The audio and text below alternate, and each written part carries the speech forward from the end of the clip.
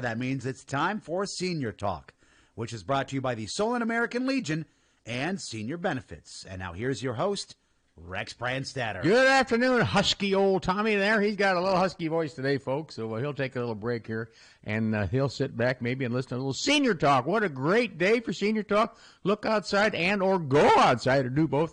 It is nice out there. We've got nice weather on the way. My first question would be, why couldn't it have been this nice or for this Saturday like it was, like it wasn't last Saturday in the Iowa-Oregon game where it rained and crappy? God doesn't have to answer that. That's he's in charge. He won't answer that. Well, listen, welcome to Senior Talk, good old weekly radio program that we come up with some ideas that may help you. May we think of some senior thoughts on different things, finances, insurance, Medicare, Medicaid, investments, real estate, local history. That's what we do here on Senior Talk, and I'm so happy to have you here. It's a great day to be a senior. That is a fact. That's an absolute fact. Well, hello to each and every one of you, and thank each and every one of you for taking time out of your busy day, and to those listening who are even senior gunnabies, we call you. Senior gunnabies. All right. Thank each and every one of you for listening. I'll do my best every week, including today, to bring you some aspects of being a senior or different senior programs that might be of interest, might be of help to you. It might help some of your friends or your family members or other people that you're acquainted with to say, they were talking about today or this or that. Have you done this or that? I've got some great information this week for sure. So I recommend that you pull up a chair and grab a sandwich and a nice cold root beer, and we'll see what we can cook up. My name is Rex Brandstatter. I'm a 76-year-old real estate broker, and I work mostly with seniors, and that is my preferred clientele in my real estate business that I started in 1974. And I deal with lots and lots of seniors. I meet with you, the seniors. I meet with your families. Sometimes I sit down with the senior and their families with their kids. Now, their kids could be in their 60s, but they're still their kids, obviously. And we talk about things. Maybe it's time for you to move. Maybe it's not by choice. Sometimes you don't have a choice if you're going to move. You have some sort of a health issue, and you no longer can get up the steps where the washer dryer is on the second floor, or down in the basement where the washer dryer most commonly was all those years. Can't get up and down the steps, or the doctor says, no more steps for you, Ruth. No more steps for you, Fred. That's it. So now what do you do? Well, many, many people, of course, have changed their home, changed their house, and put the washer dryer on the main floor. We see that a lot, and that's like doing yourself a favor by doing that. A lot of you don't have room in your house to do that, so then that could require either domestic help to help you those things, which people do, and or a move, which people of course do. The move would be the last choice. Even though I'm a real estate broker, the move would be the last choice. It's very disruptive. You got to pick all your stuff up and move. You might have to rent a place. You might have to buy a place. If you have to move, just think of the horror you're going to go through having to move all your stuff. For those of you who have too much stuff, you can look around the room. Is that you? Is that you? If you were told you could not go up and down the steps anymore, and you really, really should find a smaller place or a different place with a better layout for you. How about your stuff? Are you running your stuff? Is your stuff running you? That would be the question you should ask yourself. Well, you can call me on my senior line, which is 319-330-5534. That is 330-5534, and it's the best to just sit down and talk about it. And maybe you decided in a couple of years we're going to retire, and we think in a year or so down the road we're going to want to get a different location. But maybe we're going to move out of town, out of state, whatever your plans are. We can at least talk about it now and come up with a game plan or some ideas. Whether or not it comes to fruition, I don't know. But for free, you can sit down with me and we'll just talk about it. That's for sure. So that's what we do. And don't worry, people do this all the time. Call me all the time, and I work with lots and lots of people, try to help them out. Now, the market is not real good right now. It hasn't been for investment properties, in case you're trying to sell an investment property. Interest rates are pretty high for investment loans, and not as low as if you want to get a house. You can get a house with a much lower interest rate. And so that has really slowed down the investment market, in case you're wondering. And price, always, they say price overcomes all. And so we have to think about and talk about adjusting prices. We just have to do those things. It's methodical. It's a little slower than normal. You drive around town and see commercial space available. It's the same thing if you have an investment income property. There are several available now, and there never used to be. There really haven't been. So it's a slowdown in that end of the real estate market for sure. Well, I'll tell you what. I really like this weather over last Saturday. I want to tell you that a lot of us, me included, sat at Kinnick Stadium to see a really, really good football game that had, unfortunately, a very sad ending. And it was in the rain. And, you know something, it started raining. I drove over there to get to the parking lot real close to Kinnick Stadium there, and I see a little drops or two on the windshield, and pretty soon it's going to it. But, you know, it never poured down rain. It never really cut loose. It was just a steady eddy. It was more than a drizzle. Maybe you call it a drizzle. I don't know. I'm going to call it was wet. Okay, it just plain, and it never quit. All through the game, it never quit. Being the old Boy Scout, I was dressed prepared with warm clothes, and it never was really that cold, I didn't think. And I had a rain suit, then I had a poncho over my rain suit. My wife says, "Why would you wear a poncho over a rain suit?" And I said, "Well, because the theory on rain is in water is to keep it away from your body as much as you can. So if you have a couple layers, you're really keeping that water away, because water gives you dampness and coldness and stuff like that." So that was my plan. I probably looked like a walking zombie or something with all my clothes on, but I don't care about that. I dress for the weather, not for the occasion. Somebody once said, "Dress for the weather, not the occasion." So it's a big hypty-hoopty deal, and you're the only one that has the rain suit on in the rain. You're the smart one. How's that sound? Well, that's kind of what we came up with. And then I was joined by a friend of mine, and we sat in the car there and talked about this and that in the ball game, what we thought we might see. And so many people walked by the terrace. So many people walked by, and they had on a hooded sweatshirt. Now, you know, they're made out of cotton or man-made stuff. They had on winter coats. Well, a winter coat usually aren't water-resistant. Rain-resistant. Stocking hats, now they're going to soak up the water. And it was endless for an hour or so, hour and a half we sat there. It was endless of people that I call underdressed, not dressed for the occasion. And if you do that, you're asking for it because you're just going to get wet. What good does a hoodie do?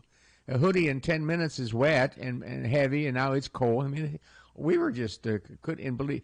And the smart people went by. They had on. You could get them for you. I'm going to pick a price there. The $2.99 poncho, yellow poncho with a Hawkeye or with a Tiger Hawk on or something like that, or even the clear ones. You know, just a clear see-through the thing.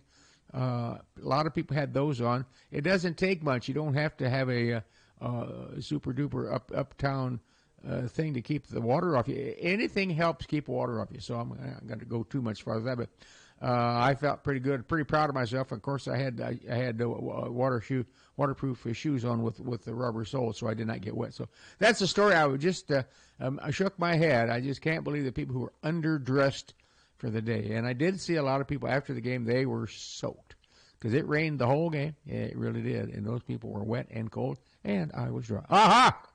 Well, we seniors have right at 30 days left to change your Medicare gap insurance provider. Now, when you enroll in Medicare, it's Medicare and all of its parts, A, B, C, D, and F, all those different parts. They cover about 80% of what we need. That leaves 20%. And 20% is up to you and I to call and get coverage for that. So all of these ads you see on most on cable TV, where they're trying to call Advantage, call Humana, call all these places, call Aetna, call any of them, any insurance company, they're there. They want you to call them so they can sell you the 20% gap insurance. That's what they're after. And all in all, that's what it is. Break it down. They want to say insurance to cover the 20% that Medicare doesn't do. And what's the difference? Well, they all have different programs. They all have different prices. Most of them have a different monthly fee. This, a little bit more here, a little bit less there. This one has a little bit better dental coverage. This one has, you can get an eye doctor involved to some point. The insurance companies and Medicare is extremely smart in this. They know that as seniors, our hearing is going to go, our eyesight's going to go, our teeth are going to go, so they don't cover those things. They're not stupid.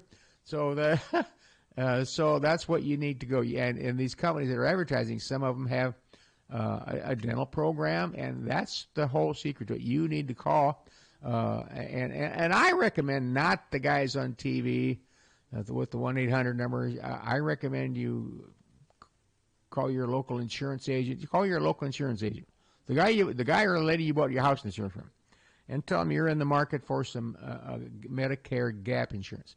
Well, we don't handle that, but here's who we refer people to. They'll help you. They'll help you find somebody.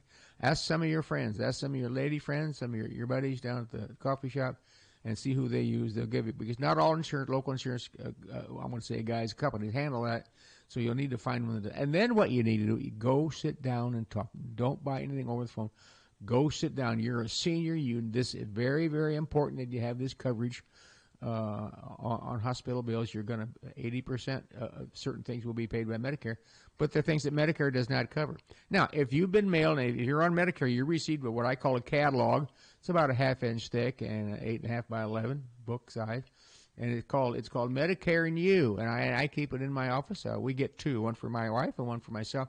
We keep one at home and one in the office. So when we have a question, they have 8,001 questions in the front half part of that book. Most of that book doesn't apply to each one of us, but the big part of it is there are lots and lots of Q&As, questions and answers on there that you can look it up and see, oh, there's the question just like I was wanting to know. It's in the book that's already out on your kitchen counter. All right? Take a look at that. Do yourself a favor, take a look at it. Now, if you want to make a change, you call a different insurance guy or lady here in town and talk to them. Meet with them. Don't just talk, meet with them. Very important. If you don't want to make a change, you want to just keep going, you're happy, then don't do anything. You'll get your premium in the mail and you pay it and away you go. Just that easy. Don't delay. Do something. We have until December the 7th, which, yes, that's Pearl Harbor Day. That coincides with how they set it up from October 1 to December 7th. They can pound on us and call you at home. I got a call yesterday on this kind of stuff, and I'm happy where I'm at, and away we go. So that's the story on Medicare. It's out there for sure. If you don't do it by December 7th, then you are locked into your current provider, as they call it, your current provider. Well, all right. Let's go through a few things. We had all the furnace filters replaced in some of our properties last week. So I gave a guy a list, and he went out and did them. So that's to our tenants, we think that shows responsibility on our part. To our tenants, number one, it shows responsibility to our properties. So if you have properties, show yourself some initiative and some responsibility. And either you go over there, or you get a guy go do it. Okay, take care of these things. All right. Let me ask you this: you look out the window, is your garden hose still hooked up? Well, it might be okay for now through Sunday. Going to be pretty darn nice. But all in all, you're probably not going to use your garden hose. If it's outside, you need to unhook that, because the garden hose will freeze, and so will the faucet, and it'll freeze. And they usually what they call burst or blow open inside the wall. And as you turn it on next spring, you're going to have water geyser coming out of the wall. And I've been there and done that. I have a heated garage, and mine in the garage split. I don't know how it did that. It wasn't supposed to, but it did a few years ago. So I even unhooked that. That's unhooked as we speak. Not a problem with the heated garage. So they're pretty finicky, and you can cause yourself a lot of damage if you don't do that. You can cause yourself a lot of good vibes for yourself and pat yourself on the back if you change your furnace filters at a minimum. Change your furnace filters and change your unhook your hose. And don't forget that the smoke detectors save your lives. Save lives with smoke detectors. Make sure you robbed a battery out of one and put in another. Kick yourself in the old fanny, because now it's time to replace those and get those working. Save your own life, ladies and gentlemen, for sure. Do you remember this? This is always a good question. You have to think about a lot of things. Do you remember taking your car down to the mechanic in the fall to have snow tires put on about this time of year? Well, of course. And in the spring, you go back, and I had the guy trained. They just kept my tires. Kept them. When I pull in, I didn't have to load them up. They kept them at the garage. If they charged me, I don't know. If they did, they did. I don't care. It was kind of a pain in the butt to load them up, take them home, put them in your garage, wheel them out, roll them out, put them in the back of your car, take them back down there, blah, blah, blah. So it's just told the gas station, you guys keep them, which they did. So you don't have to do that anymore, that's for sure.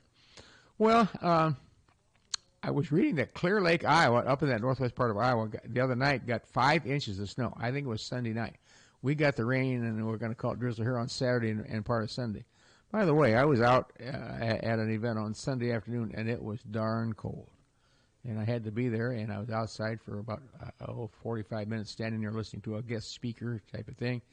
And it was really, really cold. So that's behind us. So now we've got some really, really nice weather coming. And did you see that at Northwest Iowa, Clear Lake, Iowa, got 5 inches of snow? We got the rain out of the deal, and they got 5 inches of snow. I'll take the rain we got any day of the week for sure. Well, my annual physical last week, the doctor asked me if I'd gotten the shingles shot. Excuse me, and I said, no, I've not. It was the last time you signed up to make sure you went somewhere and got an elective shot. Well, I said, no, I haven't. I got to be honest with you, I have not done that. He said, I really, really want you to do that. So I'm going to do that here. I thought I'd wait a little bit for no reason, of course.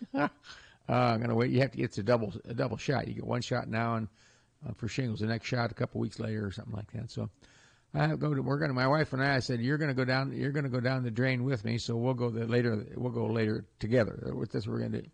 So, I've heard people talk about shingles. I know what it is. They say that about 95% of us or 98% of us, if you had chicken pox, or I think it's chicken pox or measles, we've got the shingles inside of us. It's just a matter of when and if the shingles decides to come out of your body.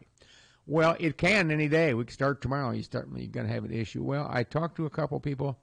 That one of my friends said, "Oh God, shingles." Yeah, he said my wife had the shingles on her eyelids. I said, "What?" He said the shingles came out on her left eyelid and kind of covered that up. So she had a heck of a time. It's a non-voluntary that we blink. We don't know when we blink. Or it's voluntary, excuse me. It was terrible. Another guy told me his wife, in most cases, the wife was on kind of along on the, if you will, top of her fanny up to the small of her back. She couldn't drive the car. She couldn't sit in the car. She had a heck of a time sitting at the kitchen table, things like that. And he said the doctor said had we had shingle shots, he said about 98% truth that wouldn't have happened. So I'm going to take these doctors they're doctors, for God's sakes. I'm a old real estate guy. They went to the university and got the doctor's training, and so I'm going to do that. So I'll be reporting back on my shingle shot. The only experience I have is a couple people say it makes your arms sore. Well, I can live with that if it's going to save you. So I don't want the inconvenience or the pain. Pain is the key word I don't like, of shingles anywhere, and they have no clue where it might come out. It might come out, who knows, on your left leg or on your face or on your fingers. You just don't know. So if you've had it, good for you. You're thinking ahead, looking out for yourself. If you haven't had it, like me, I'm kicking myself in my own fanny, and I'm going to take care of that. I'll report back for sure. A senior lady asked me this. My husband passed away about a year ago. I said, well, I'm sorry to hear that. She said, I'm reviewing all of our insurance policies and stocks and things like that. He said, apparently he had bought a lot of stocks. She said, how can I figure all this out? I don't know if I should keep some or sell them all. What should I do? And I said, stop right there. I said, I want you to do this. Insurance is very important. And she said, I did find a life insurance, so I did call that company, but there may be more. So I said, I want you to stop right there, and I want you to gather all of those insurance premiums, papers, and mailings you get, and I want you to call your insurance representative, your man, your insurance lady, your insurance guy. And even if it's not their company, I want you to go sit down with them. Well, we got our house insurance from Bob Smith. All right. We got our house insurance from Marge Jones. All right. You go take all that stuff down to them. They will be happy to sit down with you and say, well, here's who you should call on that one. Here's who you should call on this one. We can take care of this one. Here's one for that one. This one's expired. This one is no longer valid, blah, blah, blah. All right. You need someone to help you with it. Don't do this alone. I urge you not to do this alone. They may send you somewhere else. They may say, well, you've got to go talk to that company over there. Okay, that's fine. You're going to get, in the end, you're going to get the best help. All right. This could represent a huge amount of money to you, to this lady. You don't know. I don't know. But unless you go at it judiciously and expeditiously, we'll say, you'll never know. So sit down with someone. Maybe your neighbor's an insurance man. Maybe you're one of the people at church, or one of your friends' wife is an insurance agent. Sit down with them. And if they can't help, if they cannot help you, they'll tell you. But they will say, well, you might try. I'd call these guys right here. That's what I would do. That's what you need. You have to start somewhere. Don't do this alone, in my opinion. Your insurance guys and the lady's not going to charge you for that, in case you're wondering. And away you go. Get to the bottom of it. Oh, she said, that sounds good. So I said, round up all the insurance papers, your stocks and your bonds, organize all your details, and see if they will advise a path forward. They'll help you get in touch with the right people. You will most likely end up talking to an insurance agent, a stockbroker, and hopefully you might just go sit down with a financial consultant. Go softly but prudently, and that's exactly what I mean. You can go talk to well, I don't know any of those people. Just go talk to your attorney. Take all those papers I want you to round up, call your attorney and see if he or she will meet with you, and go down and say, Mr. Smith or Bob, however, here's what I have. How do we go forward with this? Is this still part of the estate? Blah, blah, blah. There might even be some legal things involved there that maybe the estate wasn't aware they had this or that.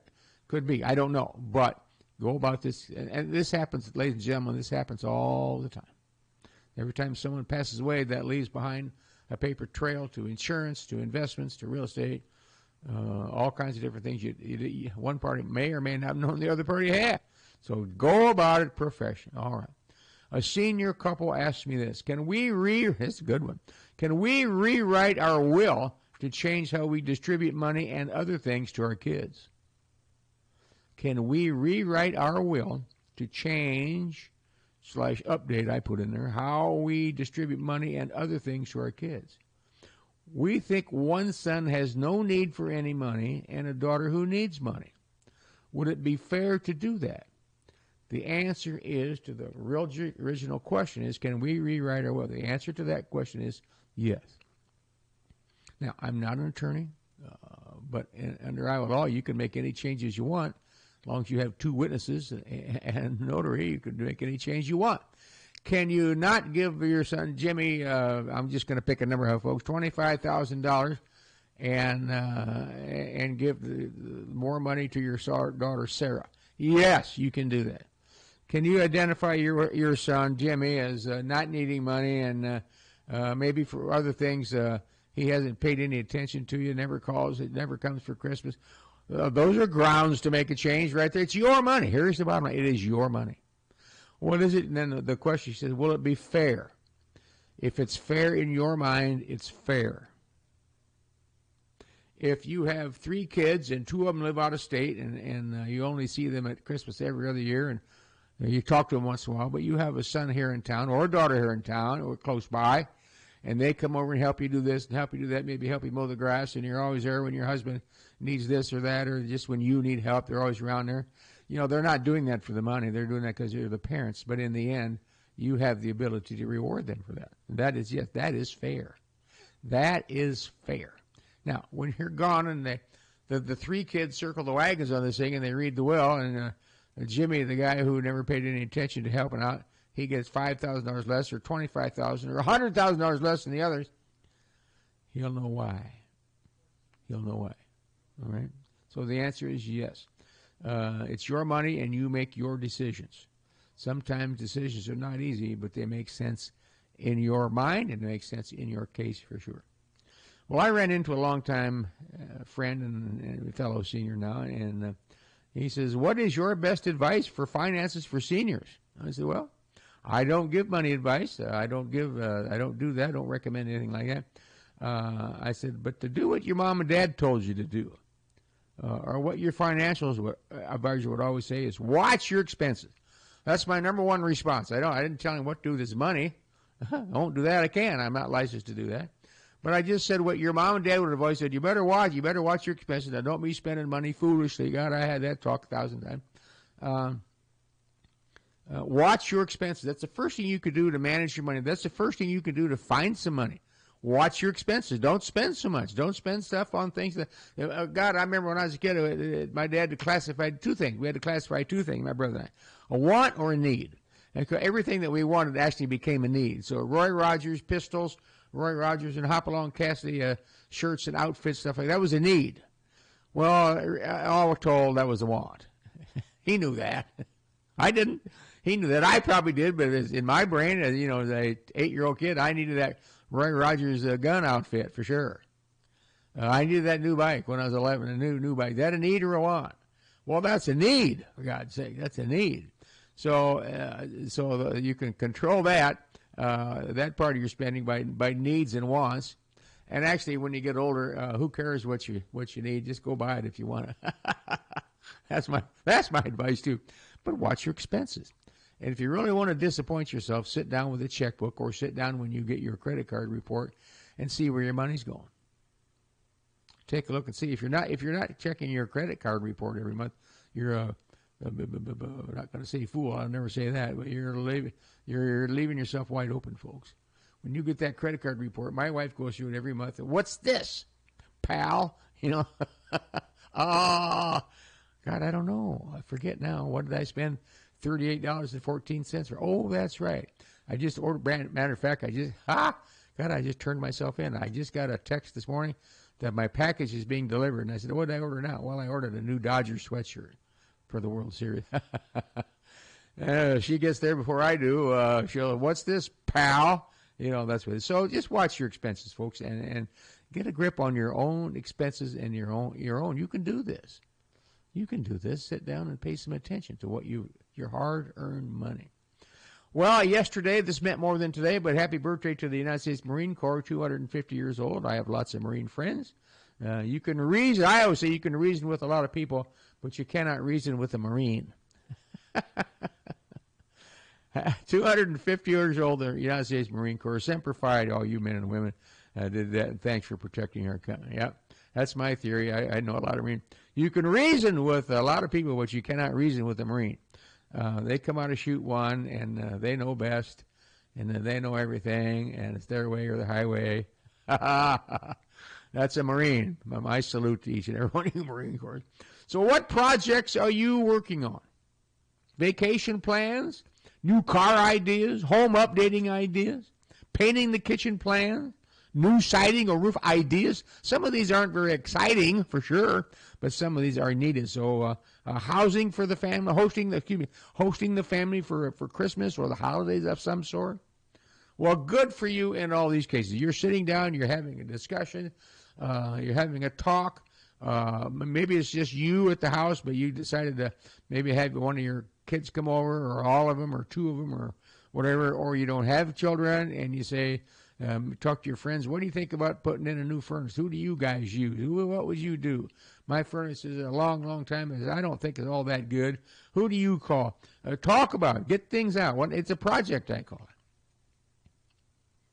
it. All right. Last week I did. I bought a furnace filter, and before I went to I went to Lowe's, where I bought it. Matter of fact, I found them. I took a picture, took the one out that's there now, slid it out, took a picture, slid it back in. So when I got there, I knew exactly the one I wanted. Rather than get out there, they got 87 different kinds. You go, I don't know. Ours is a 14 by 16, I think, by half, or by 3, or by 2. No, ours is an 18 by 12. So if you get there, you don't know. Or for God's sakes, write it down on a piece of paper. It's just that simple. So if you're working on some projects like that, it would be fun to know that you're working on the vacation plans, or maybe going to recabulate some things inside the house, maybe new carpeting, and going to go pick out colors and things like that. That's fun stuff, folks. That's where we spend a huge, huge, huge amount of our time is in our home. So make it exactly what you want and live there. All right. So that's what we're going to do. Well, I had a lady call me, and she asked me about. She said, listening. In fact, I was listening to this lady as she was talking about Oakdale, and I turned to her and I said, "What about Oakdale?" And she looked at me and she said, "Well, what is it? What's Oakdale?" I said, "Well, was a small, we're going to call it settlement, small town. It started out as the Iowa State Sanatorium in 1906 to house and treat a very horrible disease called tuberculosis, or it was called TB. You remember all that? Known as the White Disease, and it was opened until 1981. So it's northwest of Coralville. It's north of Costco. It's a little, we're going to call it a little dinky town of Oakdale. And it used to be on the map, Oakdale, Iowa. They actually had a post office. Reasons why they had a post office at Oakdale. They did. There were no stores in Oakdale, and it was owned by the state of Iowa, and it was a sanitarium. But what they did have out there was a lot of interesting things. Now, here's the reason it was there. The doctors and researchers at the time concluded that the best treatment for tuberculosis was two things: fresh air and bed rest. Oh, boy, you've got TB. They would have figured out we had TB, and I don't know what the test would have been. I suppose today I don't know. Blood test, maybe we'll say. So you need fresh air and bed rest. Well, here's what they did. You also need a good diet. And the diet had to consist of copious amounts of milk and eggs. Copious amounts of milk and eggs. So guess what? At Oakdale, as owned by the state of Iowa, the state sanitarium, they had their own dairy herd. And there was a huge dairy barn like you might see in the northeast Iowa or in Wisconsin. And they had the people who worked there, they gave them the part-time job. They could work. They had to stay 6 feet away from each other. That sounds like COVID baloney. But that's what they did. So if you went to Oakdale, they had the big barn out there. I remember it was a huge, huge white barn. And it was real nice, kept it real nice. And they had the chickens out there. They had big flocks of chickens. And they raised a lot of their own food, not all, of course, but a lot of their own food for that because they needed lots and lots of fresh air, and the diet had to consist of a lot of milk and eggs. So later on, they're going to tell you, well, don't eat so many eggs, you'll die of a heart attack type of thing, which you've now rescinded, by the way. Well, guess where the fresh air came from? They had porches built on a lot of there were beautiful buildings out there until the university bought it, and they no longer use it for the TB. They've sort of squished the TB with advances in medicine for the most part. So the university took a lot of the buildings down, for sure. Future expansion for something. When they had dormitories for the men and the women, and the men and women could, quote, fraternize during the day at their thing, but they couldn't cohabitate at night. How's that sound? How's that sound for? Anyhow, so but at night when they slept in the men's dormitory, we'll call it, they just had an overhang roof on it, and they slept outside with an overhang roof. So there you see I've seen many pictures of 20 beds in a row, and there's frost on there or snow on there because they're outside. That was the fresh air. That was the fresh air, for God's sakes. It was a lung and respiratory issue is really what it was. Men and women could not eat at the same table, and lights out daily at 9 o'clock because they needed bed rest. Daily naps were required from 1 to 4. Well, this sounds like a pretty neat deal to me. All kinds of for free food.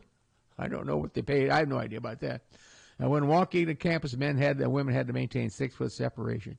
And you were there for quite a while. You were there now it's owned by the university. The big old building was called Old Main. It just was a great place.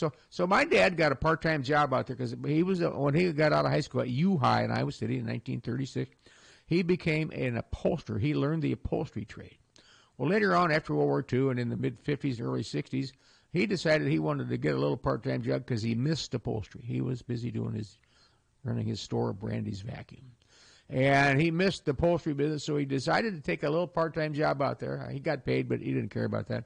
He taught upholstery to the people who lived, we're going to call them the patients, at Oakdale. He taught the upholstery trade, and he said he loved it. Once a week, he loved it. So they taught them different trades while they were there. Part of those people had big-time surgery. They were injecting or inflating your lungs to get them to accommodate more fresh. They removed ribs. They're thinking at the time, well, if it didn't have so many ribs, why you could get the more lung capacity. Crazy stuff, but that was the sign of the time. So that's what Oakdale was. They had their own fire department out there. They honestly did. I don't know if one fire truck ever went to a fire. I don't know. They gave the fire truck to the city of Coralville.